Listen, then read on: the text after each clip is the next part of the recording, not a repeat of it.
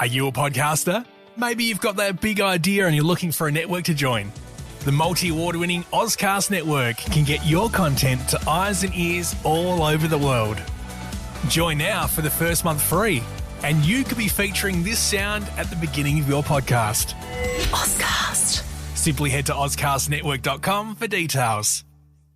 Traditionally, Toys for Tots has been a Christmas-time charity. In recent years, the program has evolved into a year-round force for good by distributing toys, games, and books to children in need throughout the year. Last year, during their 75th anniversary, the program distributed over 24 million toys to nearly 10 million less fortunate children and provided over 6.3 million books to children in need through their literacy program. Visit toysfortots.org to support their mission.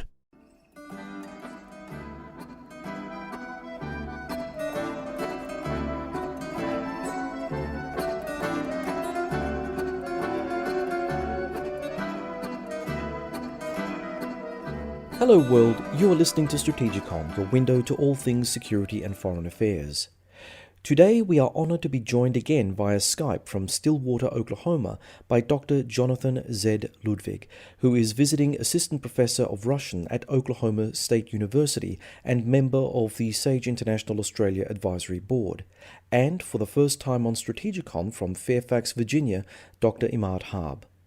Dr. Harb is Adjunct Assistant Professor at the Center for Contemporary Arab Studies, Georgetown University, Washington, D.C. Dr. Harb is also a member of the SAGE International Australia Advisory Board. I had the honour of working with him in Abu Dhabi at the Emirates Center for Strategic Studies and Research between 2006 and 2008. In this special two-part episode, we will focus on Russia's growing role in the Middle East. In 2015, Moscow committed itself to defend the regime of Syrian President Bashar al-Assad. A Russian expeditionary force was deployed with two primary missions in mind. Firstly, to defend its position in the Syrian deep-water port of Tartus, a key strategic asset for Russia dating back to the Cold War. Secondly, to expand its strategic hold over the country by creating new airfields for Russian warplanes from which bombing runs could be conducted against Islamic State. However, no sooner had the Russians arrived, their target sets in Syria included other members of Syria's rebel militia factions fighting the Assad regime, some of which are backed by the West. In Turkey, President Erdogan's nascent autocracy has found a fast friend in Russian President Vladimir Putin, potentially altering the balance of power in the Middle East in unexpected and dangerous ways for both NATO and the long-oppressed Kurdish people. Recently, Moscow had deployed advisors and military equipment to eastern Libyan warlord Khalifa Haftar, demonstrating Russian willingness to inject itself further into the Middle Eastern space to gain strategic advantage in areas vacated by the Americans. And even as far east as its old stomping ground, Afghanistan, Russia has involved itself providing material assistance to the Taliban as well as creating a significant diplomatic presence for itself in this beleaguered country. So what's with Russia's moves in the Greater Middle East, and what do they mean? With Russian intervention in Syria on the side of the Assad government in 2015, Moscow has made a huge comeback in the Middle East, reversing a near absence of Russian strategic influence in the region since its expulsion from Egypt in 1972. What do you think prompted this, Imad? Well, what did not cause it? First of all, we have to think of Russia as a wannabe a country that wants to come back into the Middle East. It wants to also come back on the world stage anyway. And Syria was the place where it can do that. It had lost Libya only a few years ago, and Egypt a long time ago, obviously. But Syria was way too important. Syria had provided Russia and the Soviet Union before it with basically a very serious naval base in warm waters, so to speak. And Vladimir Putin did not want to give that up. And this is one very important thing. But yet at the same time, Russia did this specifically because it wanted to exploit an opportunity. The opportunity of the United States receding or trying to not to be too involved because it was too afraid to be involved in the quagmire, in the Syrian quagmire, like it had before in Iraq and Afghanistan. So this was an opportunity. Russia did it as an opportunity, did it as a strategic opportunity to reclaim a place where it thought it really had influence. And from there, it wants to go other places, not only in Syria, but it wants to go back to Libya, wants to go back to Egypt, and probably try to see if it can get back into some sort of good graces with Iraq. Jonathan, what about you? I'd agree in large part with that. One of the reasons they made it back in is because Obama didn't want to cross the red line that he had set, and allowed the Russians to come in with the the brokered deal, to remove chemical weapons. As we know, they're still there, but that sort of gave them that in to become a major player there once again. And as we've seen elsewhere in the world, really, when Putin gets a chance to sort of dig his claws into something, he's not going to let go. I think Russia also fears, the Arab Spring continuing maybe on into Syria. And, if that happens, he probably loses that base in Tartus, that the Russians and the Soviets had had since 1971. And, who knows how long a movement like that, how far a movement like that could spread out. Moscow's ties to Syria stretch way back to the halcyon days of the Cold War. But now, in a far more chaotic international environment where diplomatic niceties are no longer in vogue, and the military option is almost always on the table, how do you see Russian President Putin's vision of protecting his people in the Middle East, such as Bashar al-Assad and Eastern Libyan warlord Khalifa Haftar? Jonathan? Libya is interesting because it almost falls under the radar. You don't hear about it on the news. You don't read about it that much. I discovered it almost by accident before I was talking about Putin and his various machinations around the world a month ago. I think he's moved back in there because the West really isn't playing a role. Nature abhors a vacuum. Putin takes advantage of them. And the big question is, had there been still big Western play in Libya, would he even have tried it? The other thing you have to wonder specifically with Libya is, the rumors. I think, John, you and I had talked about this a long time ago. Is one of the things he's trying to do in Syria is make the refugee crisis worse. Is that's a game he could be trying to play in Libya as well. Sending another group of refugees maybe across the Mediterranean into Italy. I guess the other question I'd have, and with Imad living 20 miles from Donald Trump, is the Trump administration paying attention to this at all? Right. Listen, I agree with everything Jonathan said. The problem is, the Russian situation, whether it's Russia, whether it's China, whether it's any other country. I mean, countries are always looking for opportunities to better themselves, to better their strategic location, strategic position vis-a-vis others. And the retreat, not necessarily retreat, retrenchment, so to speak, of United States foreign policy during the Obama administration gave the Russians an opportunity to try to see if they can chop off, so to speak, if that's a correct word, to chop off places of where the United States seemed to be the one making decisions. But yet, at the same time, there is really a very, very important factor here is that notice that Russia is going places where it knows it might be welcomed. In other words, it's going places where, Bashar al-Assad is an authoritarian dictator. He's basically, he invites somebody like Vladimir Putin. Khalifa Haftar is not looking for Democrats to support him. He's looking for people who may gamble in an authoritarian fashion to be his friend. So the Russians are looking for an opportunity because the United States is entrenching, but yet at the same time, they're only winning their opportunities, or they will only win their opportunities when that opportunity is presented in a country ruled by authoritarian people. So, the Syrian situation, the Russian situation, Libyan situation are perfect examples of Russia being able to get in there because these people are more comfortable dealing with Vladimir Putin no matter what, no matter how poor Russia is, than dealing with the United States. That is considering that Donald Trump really resorts back to the old American interventionism of, the liberal interventionism and trying to help out in with developing, democratic systems or democratic governments and things of that sort. Can I just put in a little thought bubble here for a moment? And that is that what I understood during the period of George W. Bush, there was a time where Bashar al-Assad could have reached out to the Americans and could have been Washington's best friend in terms of, making sure that there is less extremist Sunni terrorism in the Middle East space, but particularly in the Levant area. Do you think America probably shot itself in the foot to a great degree? It has no Syria policy because under the Bush administration, they just couldn't conceive of cozying up to Bashar al-Assad. When was Robert Ford ambassador to Syria? Was that under George W. Bush or was that under Bill Clinton? Barack Obama. Okay, I just remember he was pulled out when there were threats on his life. I didn't remember how far back that would be. Yeah. But I guess that would be that was towards the end of 2011.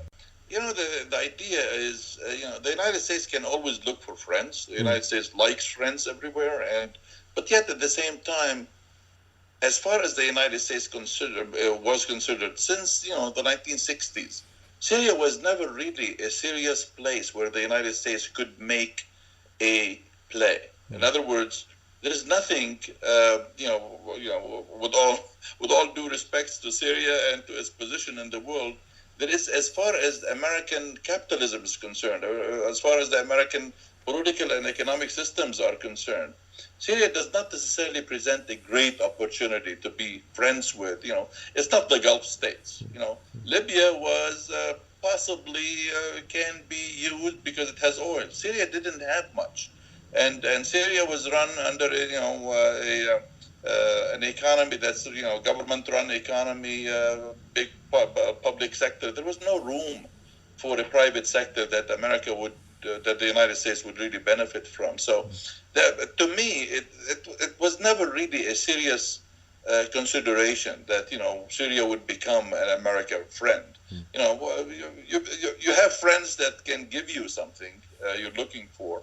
If you don't have it, it's likely that aside from this, just simply the strategic location, the issue of Israel, the issue of confrontation with Israel, and that relationship with the Palestinian conflict, Palestinian-Israeli conflict, Syria then presented something to talk about, to try to be friendly with. When Syria went into Lebanon in 1976, it went into Lebanon because the United States agreed that Syria goes into Lebanon because, it thought that it can use the Syrian army to stop the violence there and that. But it's aside from playing that kind of a role, there was really no serious attempt by the United States to really become friends with Syria. Jonathan? I don't really have anything to add, but I guess from what you're saying is there was really no strong overriding reason for the U.S. to want to become friends with Syria as compared to other countries in the region. Yeah, and considering that Hafiz al-Assad came to power in a military coup and ruled for 30 years, and then his son came after him, yet another dictator. I mean, what's the United States going to look for there? If were Syria to be really an economic power in the Middle East, maybe at least we'll even try to be friends with the dictator. But there's nothing there. And now we'll take a short break, and when we return, we'll continue our analysis of Russia's push into the Middle East. You are listening to STRATEGIKON, the podcast of SIA.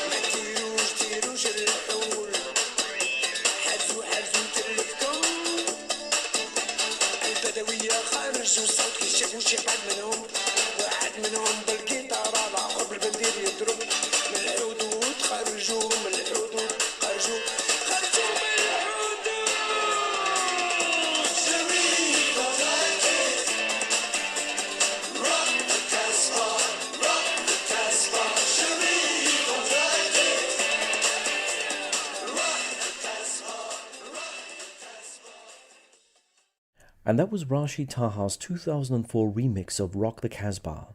You're listening to Strategikon, and now we'll return to our analysis of Russian moves in the Middle East. Was there not the prospect of having an intelligence agreement, or an intelligence sharing agreement with Damascus, a value in and of itself? Yeah, but was that really so overriding? I mean, you could always have an agreement. I mean, remember, the United States was already in Iraq from 2003 on. So it wasn't necessary for Syria to be truly a strategic partner of the United States, even for fighting terrorism. Although the United States was never really looking for Syria to help it in fighting terrorism. So the United States was already in Iraq. Syria was a very stable state. There was no terrorism in Syria. There was nothing that was really scary about Syria to buy it off, so to speak. Yep. So it wasn't necessarily really a very serious kind of contender, so to speak, to become friends with the United States. But plus, Turkey's right there as well as a NATO member. So if we're in Iraq, if we're allies with Turkey, if Israel's right there and Jordan's right there, it's sort of we have everything around them. Okay, so Russia's intervention into Syria has led many international humanitarian organizations pointing the finger at Russian forces for their facilitation, if not direct involvement in human rights abuses. The Russians certainly operate with a very different rule of engagement in terms of tactics and strategy as opposed to the Americans. Is this turning out to be a net advantage for the Russians or a net detriment?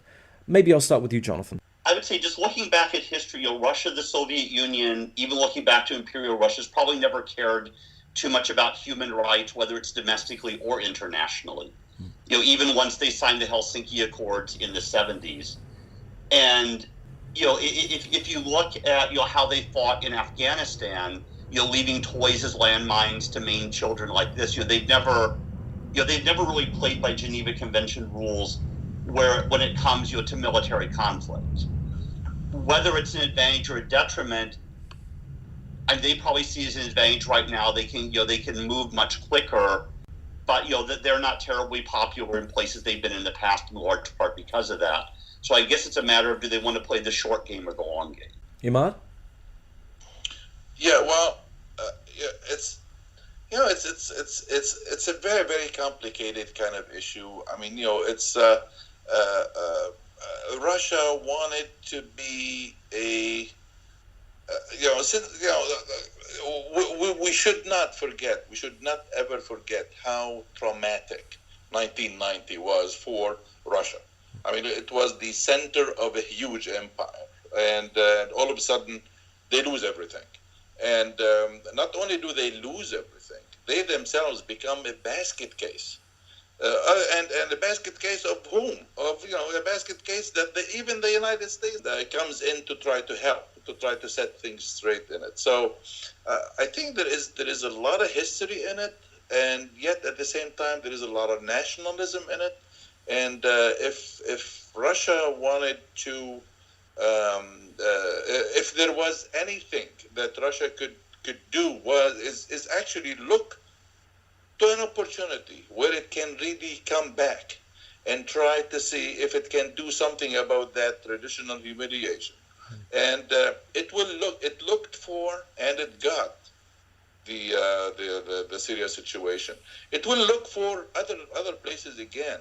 And the Russia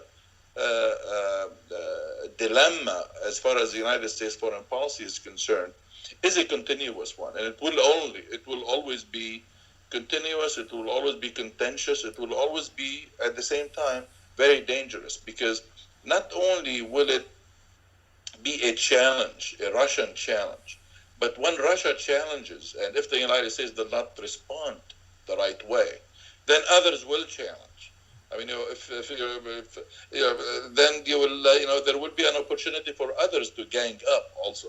And this is why it's not only the history of it, it's not only the nationalism of it, but it's also what may transpire from it. And the transpiring, the act of transpiring is going to be with us for a very, very long time, unless and until there is some sort of a domestic disturbance within Russia itself. And that would probably change elite formations, change the way the elites themselves look at themselves as part of this world or outside of this world. So it's, to me, any change in Russian foreign policy will have to be a Russian change. It's not going to be anywhere else. If I can jump in here just a second. Sure. There was a poll released just last week by the Levada Center, which is probably about the only reliable poll in Russia these days. Yeah. And asking like what was favorable, what was unfavorable. Democracy doesn't work out too well in the poll for Russia, but bringing Russia back on the world stage and increasing its military visibility and strength were two of the highest polling points in that poll. And if you think about this, a lot of this is for domestic consumption rather than foreign consumption. That's right. There was the Navalny run protest about a month ago. There was a smaller protest this weekend run by Khodorkovsky's Open Russia, with the theme of enough, meaning we've had enough of Putin. Right. He's having to bolster his image at home, and the same way American presidents do that sometimes when things don't go well is with something on the foreign sphere. The president used specifically that, but this time he used somewhere where the Russians are really quite nervous in Syria, where he bombed Syria to try to prop up his numbers here in the United States. What about the human rights abuses that have allegedly been leveled against certainly Syrian government forces, but also their Russian compatriots? I mean, is this actually having any traction within Russia itself? I mean, if we're talking about, how popular certain Putinisms happen to be playing out on the streets of Moscow, do they get any sort of sense of the kind of carnage that's actually happening on the ground in Syria? Imad? I doubt it. I really doubt it. I don't think so. I think that Russian citizens are not hearing what's happening in Syria, not because they don't care. They just don't hear it. I don't think that there is enough free press to bring in, other than the official story. And the official story is not going to be talking about Russians committing human rights abuses in Syria. They're not even going to be talking about the Syrian army committing human rights abuses either. The only thing that usually a closed system like this is somehow, somewhere, a stopgap just simply stops working. In other words, the Russian people themselves start, and this so far it has not happened. It's unlikely to happen. If a lot of body bags start coming in, like what happened in Afghanistan or in the United States in Vietnam, in the United States case in Vietnam, then maybe the Russians will start saying, okay, what's happening here? But I don't think that. By the way, Russians are too busy to worry about this stuff. Not because they don't care. They're trying to make a living. Russia is really in very, very bad economic shape, and people who are worried about making bringing, putting food on the table for their children, are not going to be really worried about, what the bad news coming from Syria or anywhere else. By the way, the Russian press, or whatever press there is, covers human rights abuses in Syria as a problem that the terrorists are committing. It's not that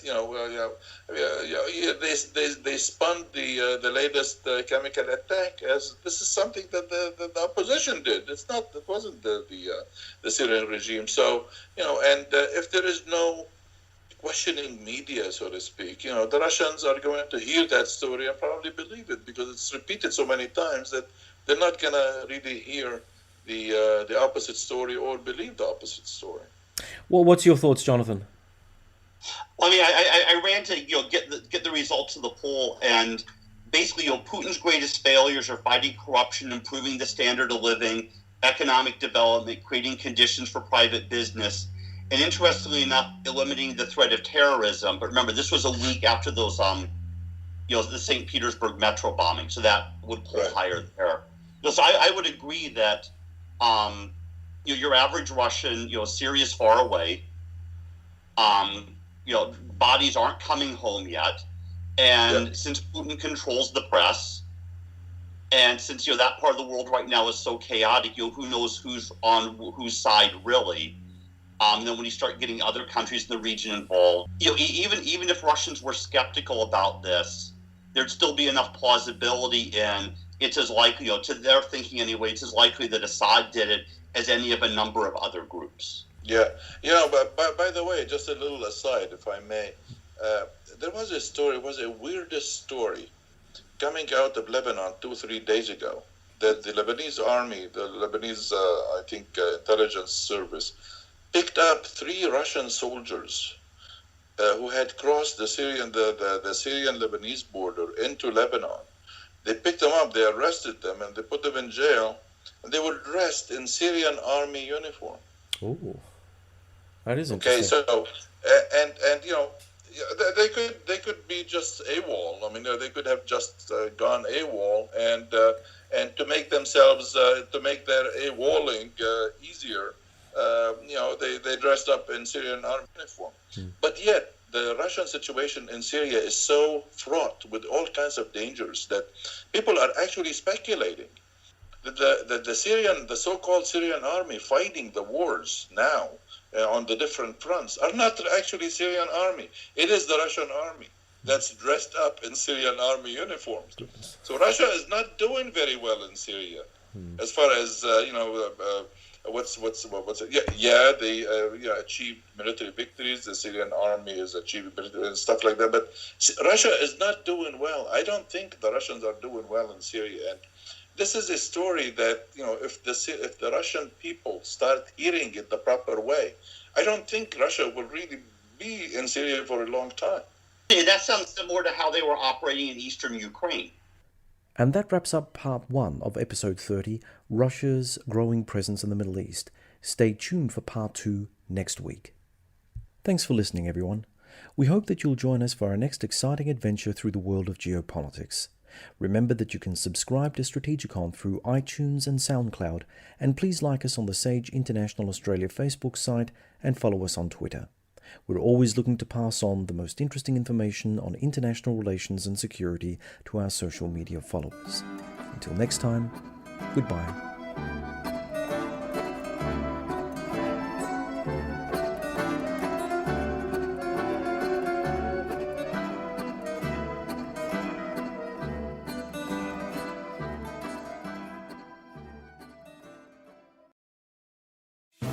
2022 was Toys for Tots' 75th anniversary and also their record-breaking year, distributing over 24 million toys to nearly 10 million less fortunate children. Toys for Tots is not just a Christmas-time charity, they're a year-round force for good. Thanks to their supporters, Toys for Tots is able to support children in need beyond Christmas time through their year-round programs. You can make a difference today. Learn more about their year-round force for good at toysfortots.org.